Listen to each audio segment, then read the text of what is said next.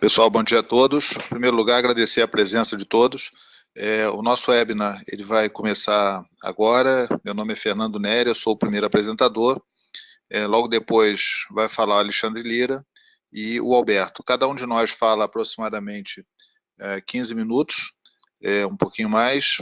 E no final nós temos perguntas. Tem a opção no sistema de perguntas, vocês podem encaminhar todas por lá.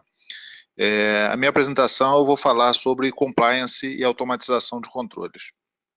Bom, nós temos visto, né, um crescimento muito grande da necessidade e da demanda de controles internos, não necessariamente por uma opção das organizações, mas sim por uma exigência das agências reguladoras e da própria lei.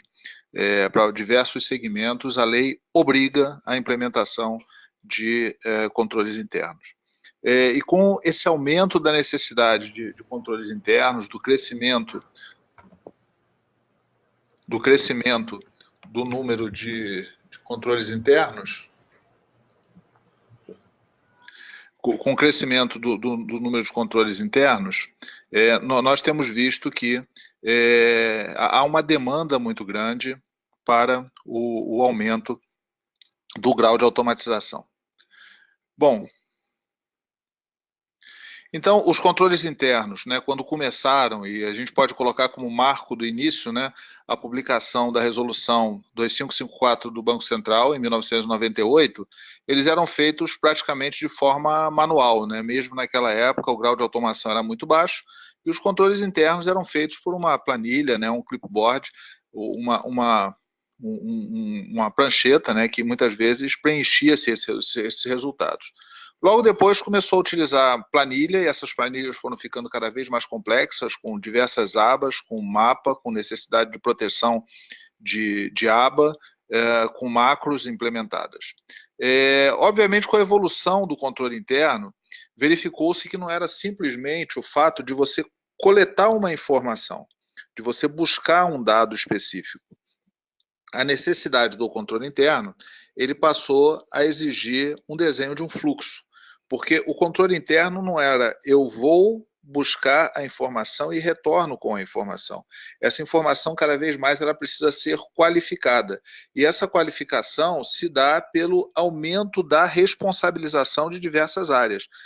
O Banco Central, ele normalmente é o originador de todas essas ações, ou seja, é onde começa a discutir os elementos de controle interno, de automatização, e o próprio Banco Central ele faz uma coisa que é a responsabilização das pessoas. As pessoas são responsabilizadas claramente, ou seja, um diretor estatutário do Banco Central ele tem responsabilizações objetivas, uma delas é em implementar controles internos. Então, o caminho, né, que nós temos visto agora é da automatização destes controles internos. Você passar a enxergar os controles, a entender os controles, a ter a visão de como que eles estão sendo implementados, a ter maior rigor na resposta e na coleta dessas informações.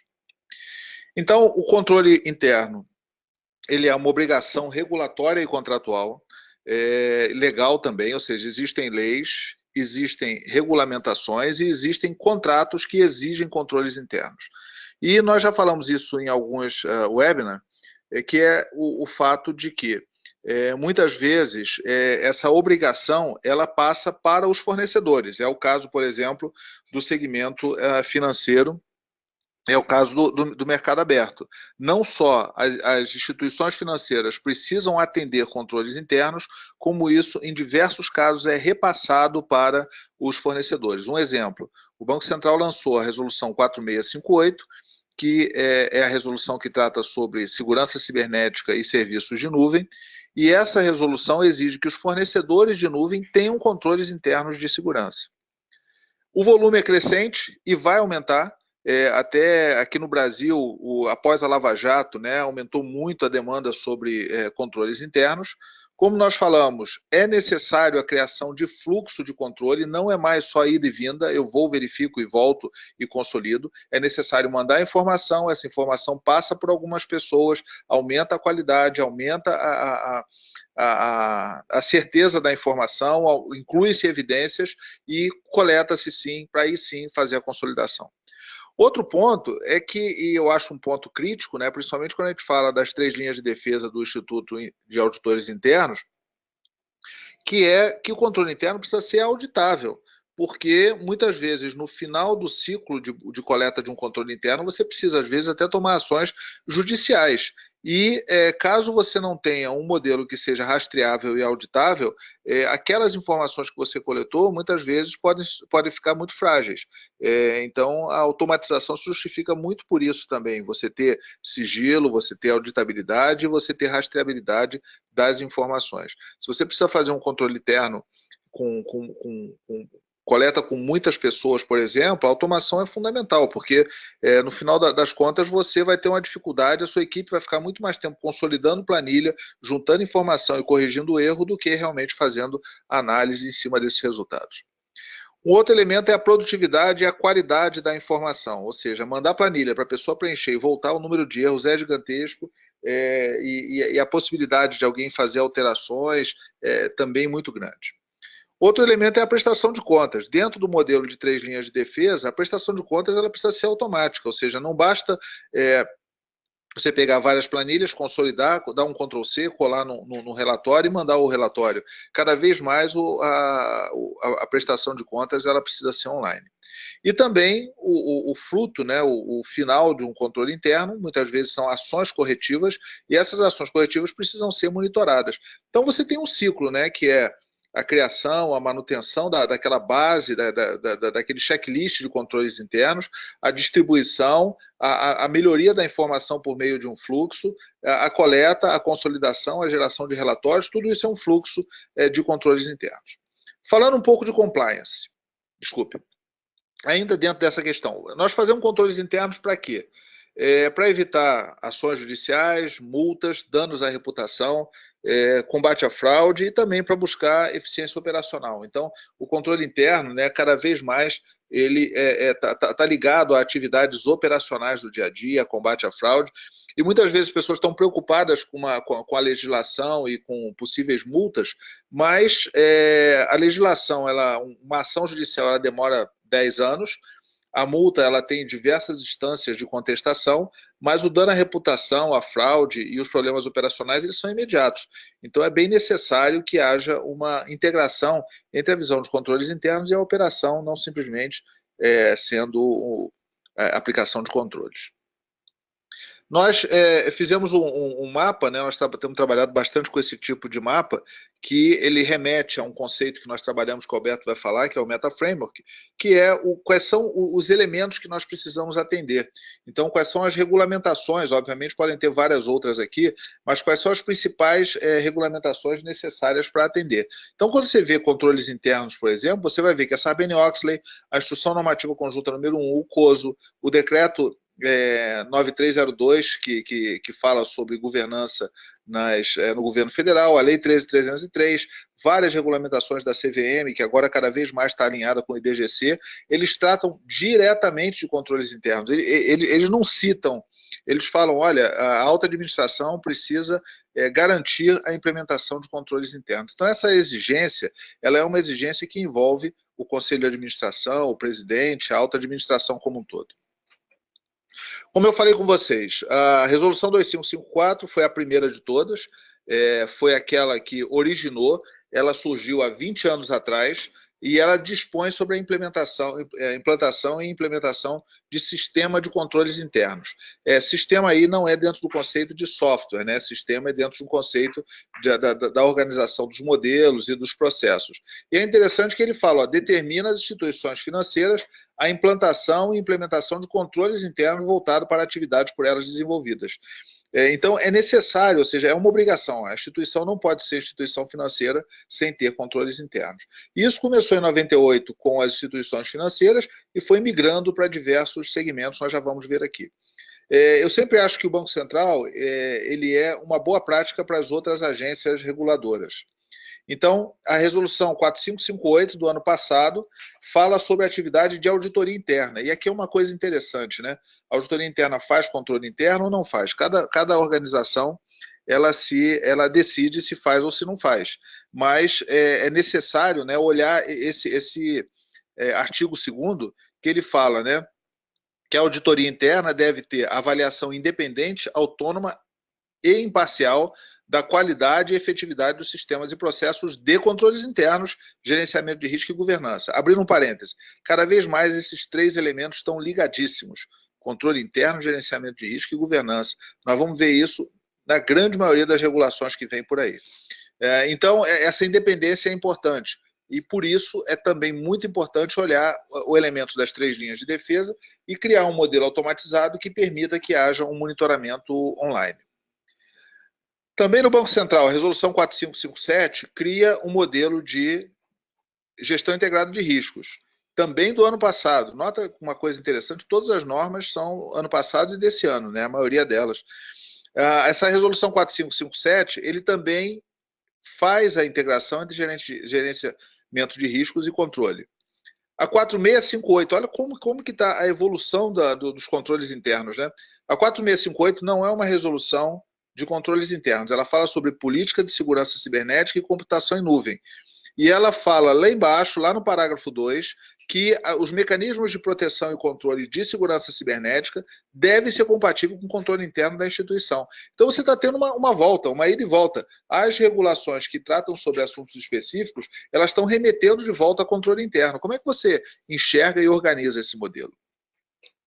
Outra norma também, muito conhecida, a Sarbanes-Oxley, eu acho que ela é muito curiosa, né, porque ela causa um alvoroço gigantesco, principalmente por causa dessa seção 404, que tem praticamente 2 parágrafos. Né? Obviamente ela remete para outras regulações, para o PCA-OAB, mas ela trata essencialmente de controles internos. Quando o pessoal de controles escuta falar em Sarbanes-Oxley, está falando basicamente de 2 seções, 404 e 302.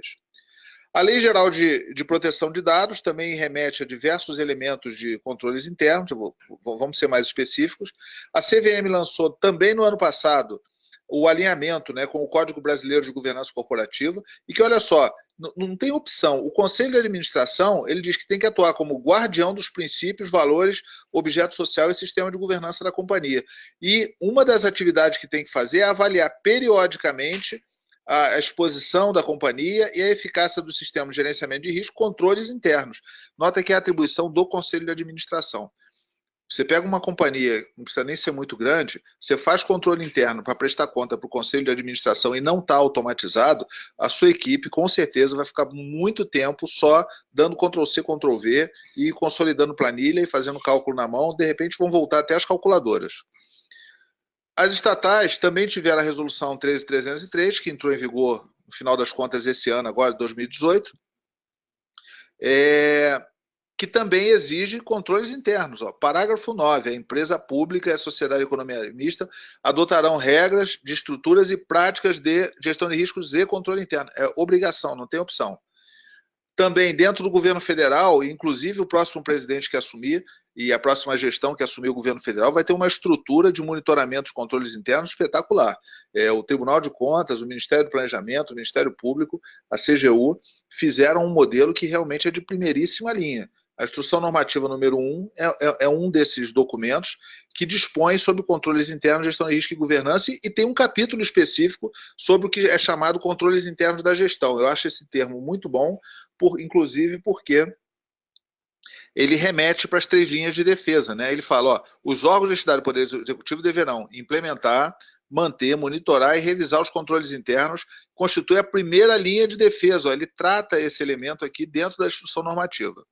Aí vem o decreto 9203, que é o decreto de governança do governo federal. A pessoa fala muito de governança em empresas abertas, em empresas privadas, que tem conselho de administração, mas o governo federal tem. E olha só, a alta administração deve estabelecer, manter, monitorar e aprimorar controles internos. Voltando, né? Gestão de riscos e controles internos. Bom, então, basicamente, essa é a nossa visão dessa questão de compliance, tratando que, uma vez que você tem tanta obrigação, são tantos controles a serem monitorados, a gente precisa realmente de fazer a automatização, implementar as 3 linhas de defesa, manter a obrigação do Conselho de Administração, da alta administração e assim por diante. Bom, então, basicamente é isso. Nós podemos ajudá-los de diversas formas, nós temos algumas ofertas, nós vamos distribuir esse material para os senhores. E lembrando, se alguém tiver alguma pergunta, basta encaminhá-las dentro da opção no sistema, que nós, no finalzinho, responderemos. Muito obrigado a todos, eu retorno no final.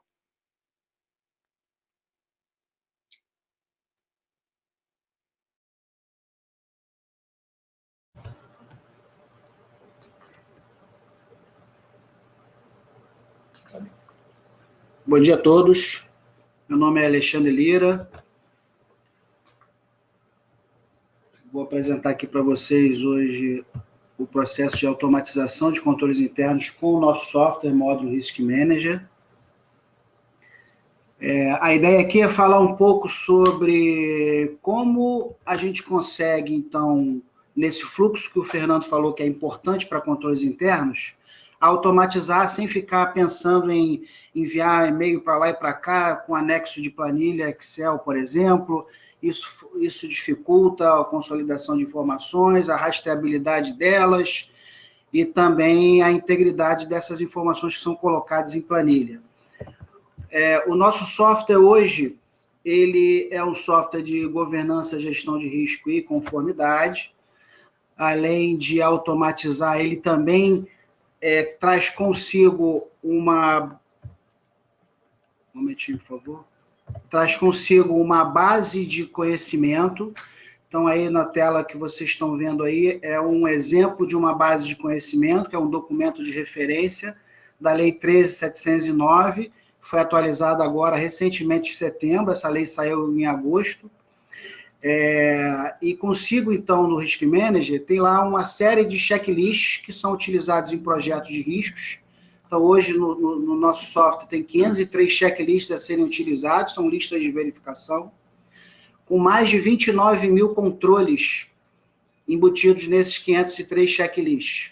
Além disso, 116 documentos de referência que são traduzidos em normas técnicas e normas legais, conforme a necessidade do mercado, a gente vai atualizando esses números. Tanto que a gente vai lançar agora uma nova versão mês que vem, para falar sobre as melhorias do software e também a melhoria dessa base de conhecimento.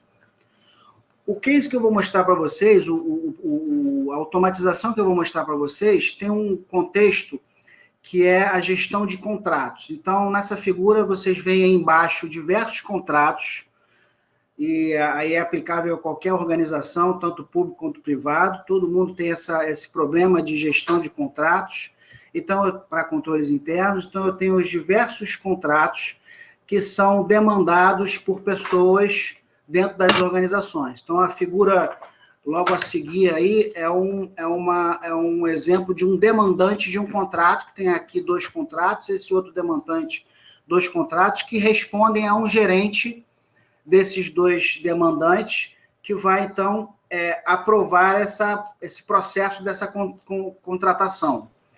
E que precisa prestar contas a controles internos para justamente verificar os riscos de fraude, corrupção e etc. O cenário, então, desse controle é contratos acima de 1 milhão devem ser justificados pelo demandante e comentados pelo gerente desse demandante.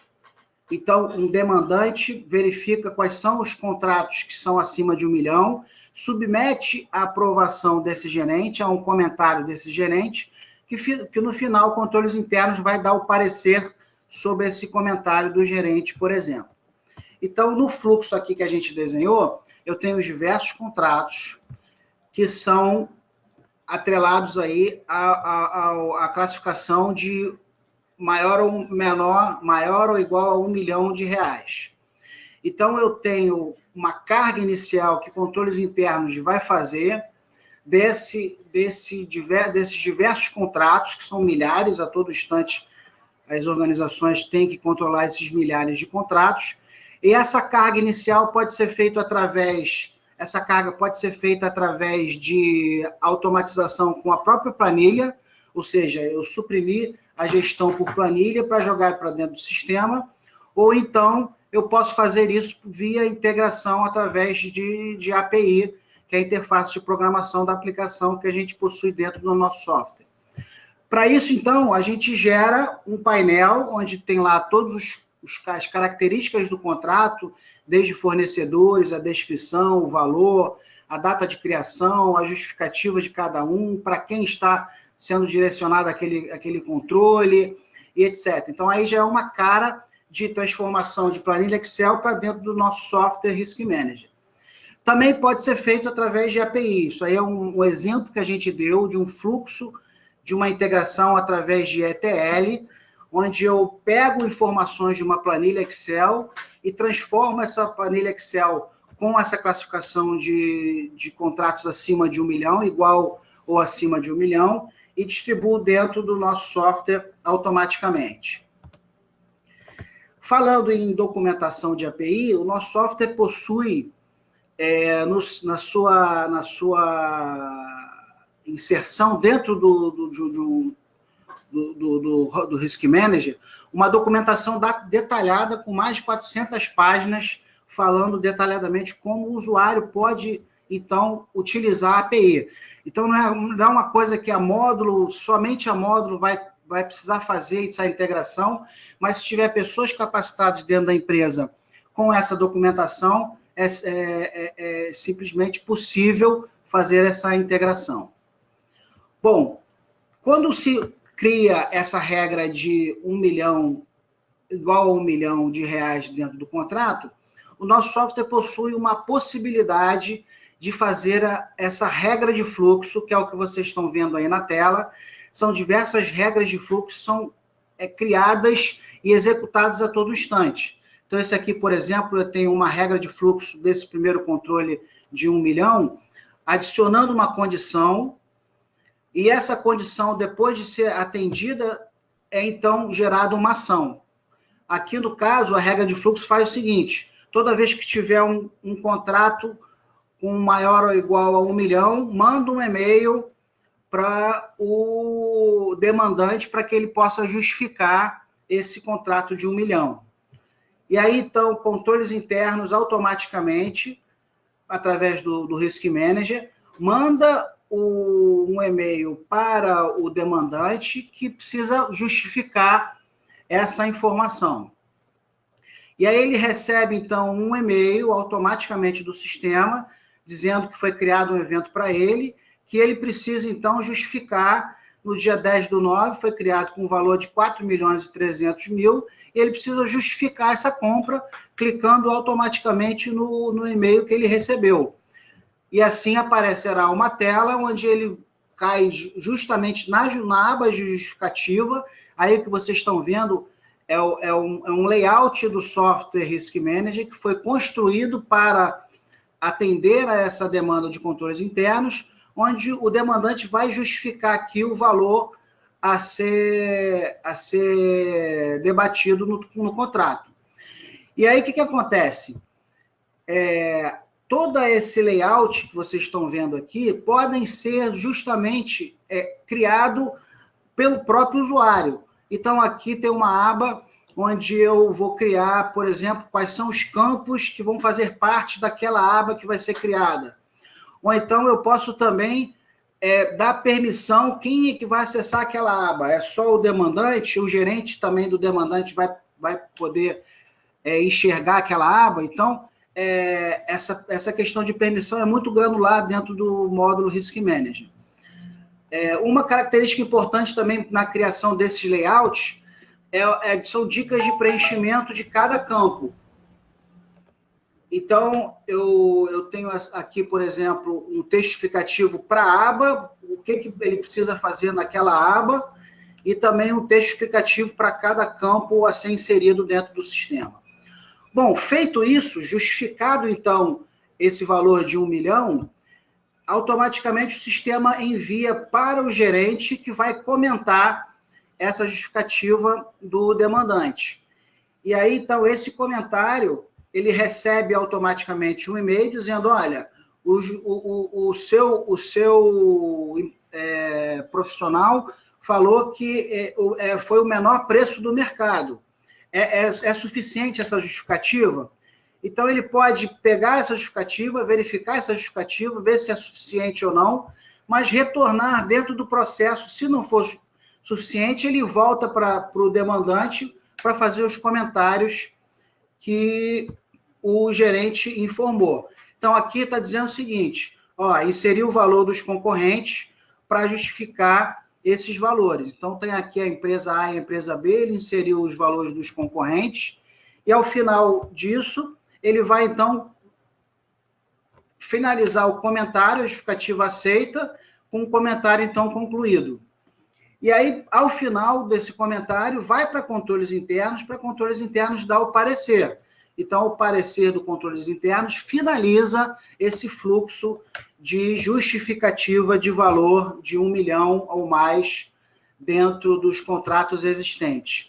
E aí eu verifico ali quais são aqueles que estão fechados, aqueles eventos que foram fechados, ou seja, que foram comentados, se foram justificados, foram comentados pelo gerente e tiveram um parecer de controles internos favorável, por exemplo.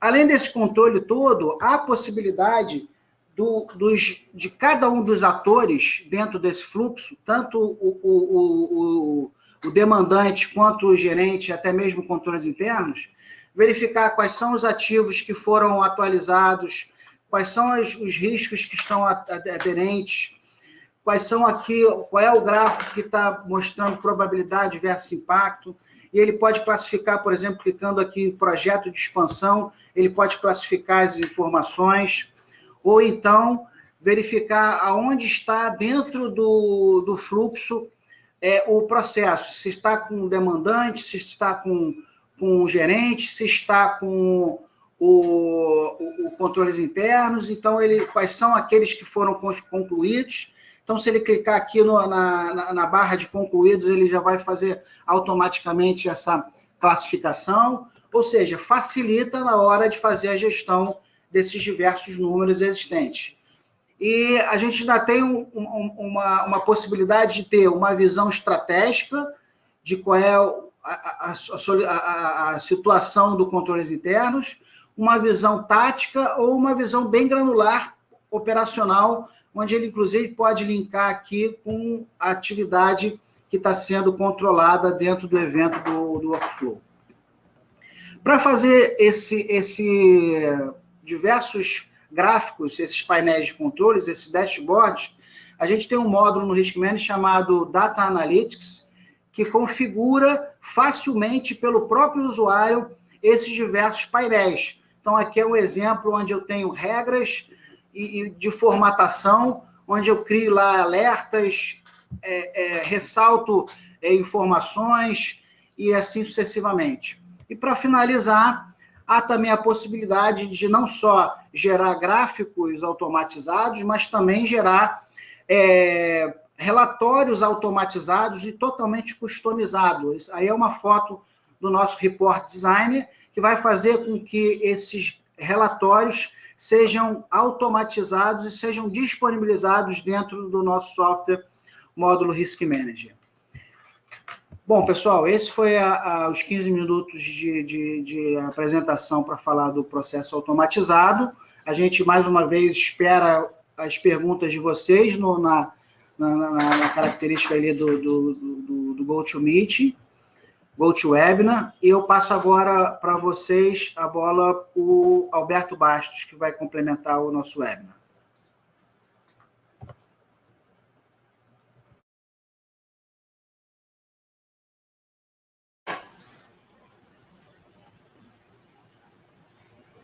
Podemos falar das perguntas, né?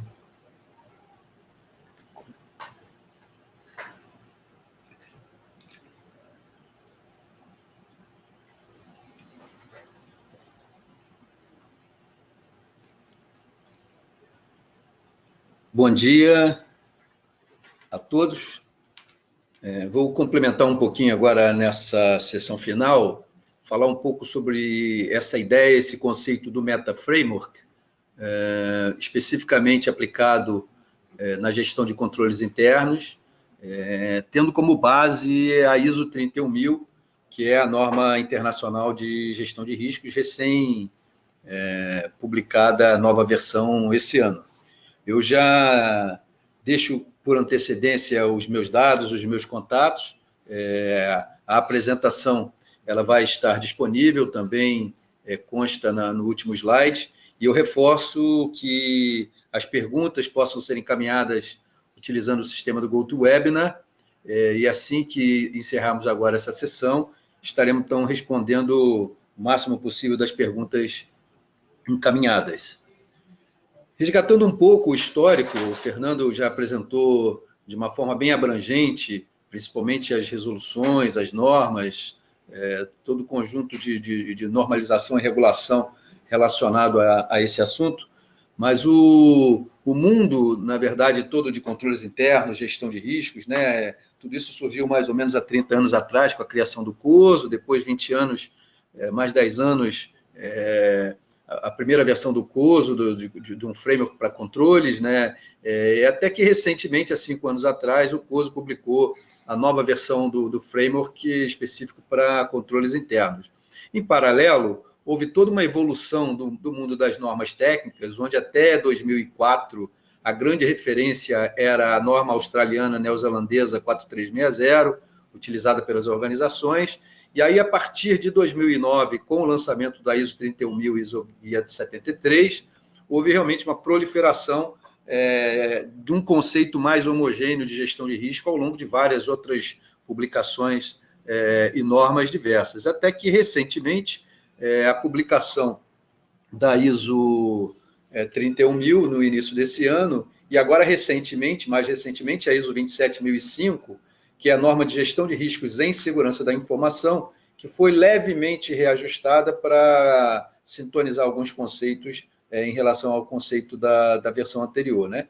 Em paralelo de tudo isso, a gente observou o surgimento de várias dessas leis, padrões, frameworks, resoluções, né? E até mais recentemente ainda, se a gente pudesse referenciar a Lei de Privacidade de Dados, né, a Lei Geral de Privacidade de Dados lançada aqui no Brasil, inspirada também a reboque da lei europeia, né, tudo isso, de uma certa forma, prevendo que as empresas precisam estar bastante atentas a cumprir os seus objetivos em diversos temas, né? E aí, em relação a essa ideia de objetivo, que a gente poderia avançar, como definição de controles internos, eu gosto da definição do COSO, uma definição mais genérica, né, onde o grande objetivo do controle interno é proporcionar um grau de confiança na concretização dos seguintes objetivos: eficácia e eficiência dos recursos, confiabilidade da informação financeira e cumprimento das leis e normas estabelecidas. Então, a gente já vê, por definição aqui, que o objetivo do controle de internos é a garantia e a concretização dos objetivos. Em paralelo, se nós ficarmos também com a definição de controles internos da Audibra, do Instituto dos Auditores Internos do Brasil, a gente tem a definição de que controles internos é qualquer ação tomada pela administração para aumentar a probabilidade de que os objetivos e metas estabelecidos sejam atingidos. Então, novamente, a gente vê como figura central do objetivo de controles internos preservar, garantir, assegurar os objetivos, né? E que esses objetivos e metas eles possam ser atingidos. E é essa ponte que nós poderíamos fazer exatamente entre controles internos e a gestão de riscos. Conforme a ISO 31000, a definição de risco é exatamente o efeito da incerteza nos objetivos. Então, portanto, o objetivo de controle, que é assegurar a realização e o cumprimento dos objetivos, de uma certa forma, passa pela disciplina de gestão de riscos, né? Onde esse desenho, esse esquema do diagrama foi um diagrama proposto pelo Brasil na última revisão da norma ISO 31000, onde deixa de uma forma bastante didática a ideia de que partindo de um determinado objetivo, acontecem as incertezas, né, que são os eventos, qualquer coisa que possa acontecer, e na medida que esse evento tem algum efeito positivo ou negativo nesse meu objetivo, né, isso se torna, na verdade, o conceito de risco. E é isso que as empresas precisam gerenciar, e é isso que, na verdade, dá lugar à ideia da implementação de controles. Então, a ISO 31000 prevê, na sua última fase, que é a fase de tratamento dos riscos, a implementação de controles que, numa visão mais tradicional da gestão de risco, onde o efeito era apenas o efeito negativo, portanto, o risco se equipara a uma ameaça, a um perigo, a um dano, a um prejuízo que a organização possa ter, esses controles normalmente são controles para minimizar esse risco, para evitar esse risco. Mas lembrando que num conceito moderno de que o evento pode trazer efeitos positivos para meus objetivos, na verdade, esses controles até são criados nas organizações para maximizar a chance de nós atingirmos, de fato, esses objetivos. Então, são controles que visam aumentar, de uma certa forma, esse risco, ou, na verdade, induzir para que todo esse ganho ou esse benefício que vem do evento possa acontecer e, de uma certa forma, com isso contribuir, então, para o meu objetivo. Então, a gente vê que, de uma certa forma, o casamento de controles internos com gestão de riscos, ele está bastante associado nessa ideia de objetivos. E falando um pouquinho sobre a ISO 31000, a grande proposta, desde o surgimento da primeira versão em 2009, sempre foi criar uma linguagem única, uma linguagem comum, de forma que as diversas disciplinas que tratem com o conceito de gestão de risco possa fazer isso de uma certa forma, de maneira harmônica, de maneira sincronizada, sintonizada, utilizando esta linguagem comum. Então, aqui no Brasil, o desenvolvimento das normas internacionais ISO é feito na representatividade da ABNT, Associação Brasileira das Normas Técnicas. Existe uma comissão especial de estudo que trata exatamente desse tema de gestão de riscos, onde atualmente eu estou como coordenador. A gente tem feito reuniões que normalmente acontecem uma vez a cada trimestre, são reuniões presenciais, e no dia a dia, trabalhando bastante, muitas vezes de forma remota, revisando textos, criando novas normas brasileiras e algumas internacionais, né? Então, todo esse trabalho, de uma certa forma, ele é pautado aqui no Brasil através dessa comissão de estudo. Então, já fica, inclusive, aqui o nosso convite, que para os interessados em participar desse grupo, que é um grupo hoje que conta com mais de 500 organizações, de novo, tenho meus dados no final do slide, basta me mandar um e-mail, me encaminha uma solicitação, que a participação ela é voluntária e tanto para que vocês possam participar, quanto possam também indicar outros profissionais para participar, né? Esse grupo da ABNT aqui no Brasil, ele participa esporadicamente também, normalmente 2 reuniões internacionais. A última reunião foi agora em julho, no Azerbaijão, onde se definiu alguns conceitos interessantes, porque, na verdade, a ISO 31000, apesar de ser a norma-mãe, uma espécie de guarda-chuva da gestão de risco, ela se desdobra, na verdade, numa série de normas que nós poderíamos chamar a série 31000. Então, existem normas específicas para a gestão de riscos legais, existe um handbook para a implementação da 31000, existe um novo grupo agora que vai cuidar de riscos em viagens, um outro conceito agora que é um conceito de riscos emergentes, bastante alinhado com a ideia dos eventos disruptivos, né? Então, todo esse trabalho acompanhado aqui no Brasil pela nossa Comissão Especial de Estudo da ABNT. O que a gente poderia desdobrar em relação à 31000, desde o momento que ela foi lançada, é que esse efeito de criar uma linguagem comum, de uma certa forma, ele na verdade, produz também efeitos nas outras normas, nas outras leis, nos outros regulamentos, né? De uma certa forma, não apenas criando essa linguagem comum, mas, na verdade, adotando o que a ISO hoje em dia tem chamado de risk thinking, ou risk-based thinking, né? Que nós traduziríamos aqui no Brasil como mentalidade de risco. Então, o que tem acontecido como um efeito propagador dentro da própria ISO, que as outras ISOs mais conhecidas, como, por exemplo, a ISO 9000, a ISO 14000, a 37001, que é a norma anticorrupção, a 19600, que é a norma ISO de compliance, todas elas foram reescritas de uma certa forma, ou revistas, incorporando junto ao ciclo exatamente esse conceito da mentalidade de risco, né? Então, essa abordagem é muito interessante e a forma de implementar a abordagem da mentalidade de risco é exatamente incorporar um processo, que é o processo da gestão de riscos, em todas as atividades e tarefas da organização.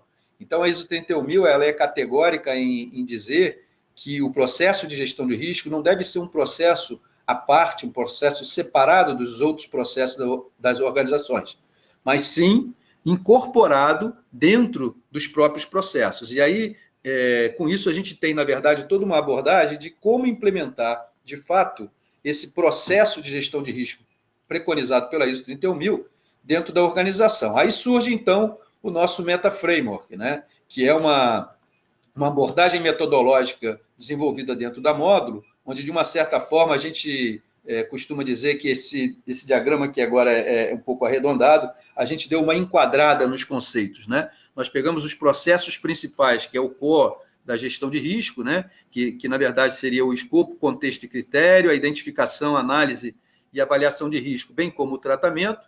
Encaramos eles como, na verdade, processos principais, e os outros 3 processos, comunicação e consulta, monitoramento e análise crítica, bem como registro e relato, eles são considerados, então, no Meta Framework como processos de apoio aos processos principais, né? A implementação de todo esse GRC Meta Framework, ele, de uma certa forma, ele está bastante alinhado com os principais frameworks, documentos e regulamentações do mercado de gestão de riscos, e o que nós temos feito, inclusive, é criar, dentro de um ambiente multirregulatório, um ambiente de compliance, na verdade, criar uma espécie de indexação do que são as definições, as prescrições, as orientações dos diversos documentos, leis, normas técnicas e frameworks, criando, na verdade, uma verdadeira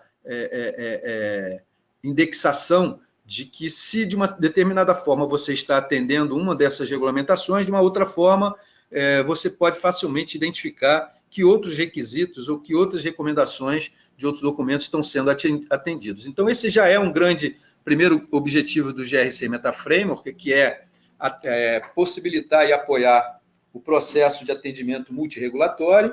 E, especificamente, para falar sobre controles internos, a gente vê exatamente a ideia que, na proposição do GRC, Governança, Risco e Compliance, o grande motivador de tudo isso é que a gestão que hoje acontece nas organizações de uma maneira fragmentada, isolada, ou às vezes até em ilhas ou silos, quem sabe até feudos, como gostam de dizer os americanos, possam, de uma certa forma, acontecer de maneira integrada. Então, as diferentes gestões de riscos, controles internos, compliance, incidente, etc., de uma certa forma, podem ser reescritas, né? Não naquilo o que precisa ser feito, mas o como deve ser feito, utilizando exatamente o GRC Meta Framework. Então, nós temos diversos, nós chamamos aqui GRC Canvas, né?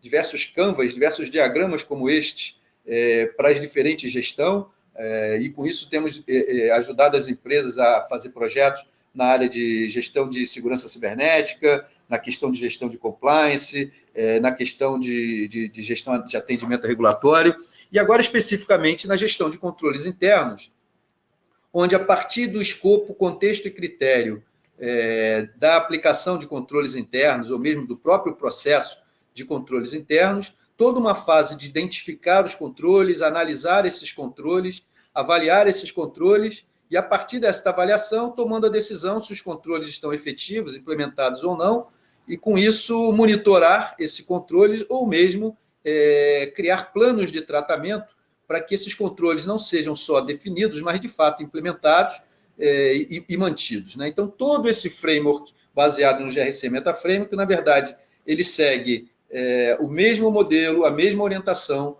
da ISO 31000 em relação ao assunto de gestão de riscos, e, de uma certa forma, a gente poderia replicar esse modelo para a gestão de compliance, baseada na 19600 e outras regras.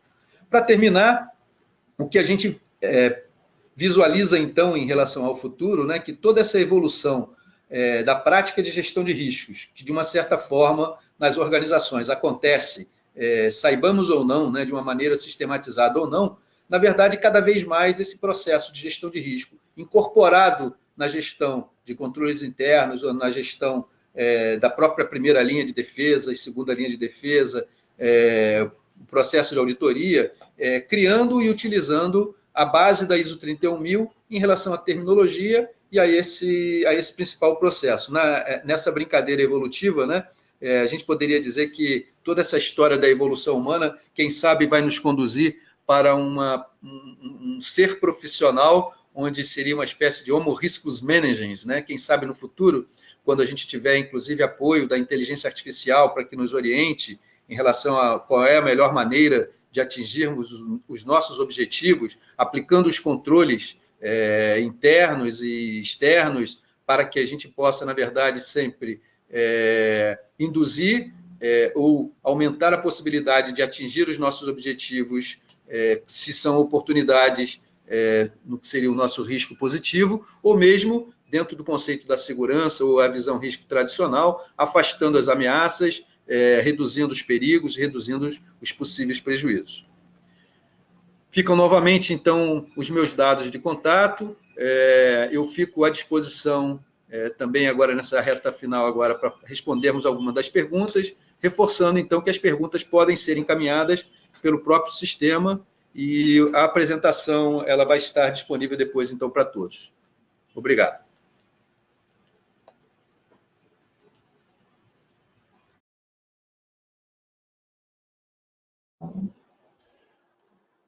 Olá, pessoal. Fernando Neri falando. Eu vou responder duas perguntas. A primeira é o que são as 3 linhas de defesa, né? Foi perguntado aqui. O pessoal da auditoria é mais ligado nesse assunto de 3 linhas de defesa. As 3 linhas de defesa, elas são determinadas pelo Instituto dos Auditores Internos, que é o IAI.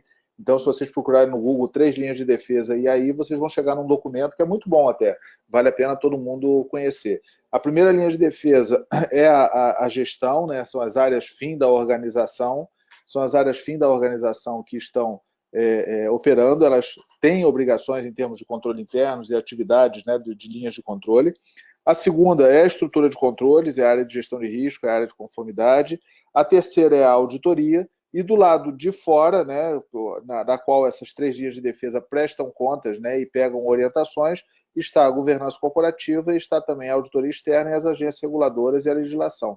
Então, vale a pena vocês darem uma olhada, inclusive porque o processo de automatização ajuda essas 3 linhas de defesa a atuarem de forma integrada, né? Então, muitas vezes, né, como o Lira falou, se uma pessoa precisa prestar contas sobre o contrato, ela precisa receber uma pergunta, responder a pergunta, dar a resposta correta e anexar as evidências corretas. É só isso que ela precisa fazer, ela está executando a sua atividade da primeira linha de defesa. A segunda linha de defesa consolida essas respostas todas e analisa, solicita mais informações, dá um parecer. E a auditoria, como nós vimos aqui em algumas regulamentações, ela avalia a eficiência desses controles e avalia se realmente aqueles controles estão sendo efetivos. Presta-se contas para o Conselho de Administração, para agências reguladoras, então vale a pena vocês procurarem 3 linhas de defesa, Institutos Auditores Internos, é um documento muito bacana, que com certeza vai ajudar a todos. Bom, se alguém tiver outras perguntas, podem mandar, tá? Eu vou responder mais uma, mas o Alberto e o Lira estão aqui prontos para responder as próximas. A segunda é como que se faz esse correlacionamento entre as diversas normativas. Então, o primeiro ponto é saber, primeiro, quais são as melhores práticas que você quer seguir? Qual é o seu desafio? É segurança cibernética? Tem várias práticas. A auditoria, então você busca isso. Depois, quais são as regulamentações que você é obrigado a seguir? Se você é uma instituição financeira, tem que seguir um conjunto de regulamentações. Se você é uma empresa de telecomunicações, tem um outro conjunto. Se você é do governo federal, tem uma estrutura grande de regulamentos para você seguir dentro dessa linha. Aí depois você vai buscando a semelhança e o correlacionamento. O que acontece é que a orientação geral, como o Roberto falou em termos do MetaFramework, né, a orientação geral é muito parecida.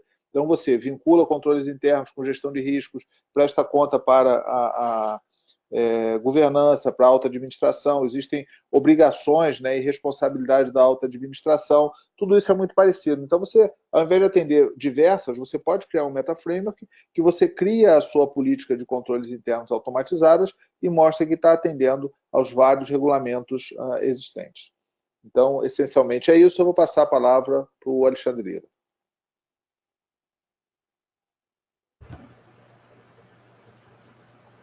Bom, pessoal,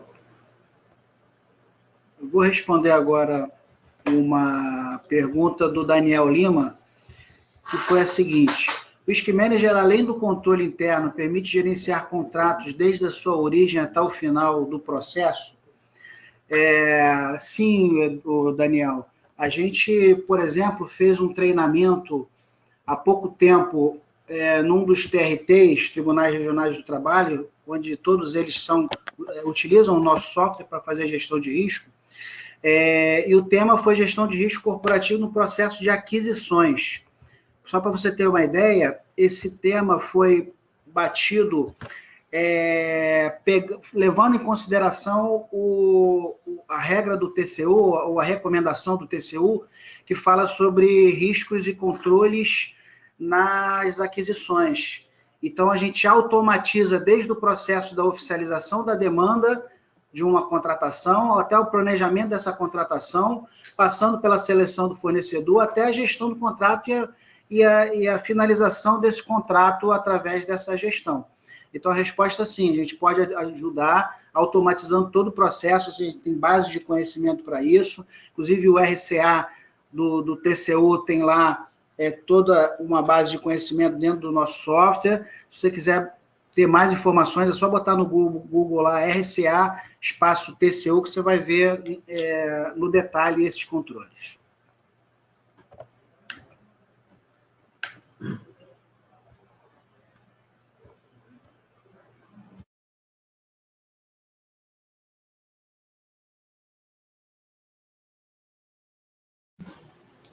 Bom, eu vou responder uma pergunta que, de uma certa forma, acho que complementa a pergunta que já foi respondida pelo Fernando, que diz aqui, dentro do modelo das 3 linhas de defesa, onde seria a gestão de riscos? Em que linha de defesa seria a gestão de riscos?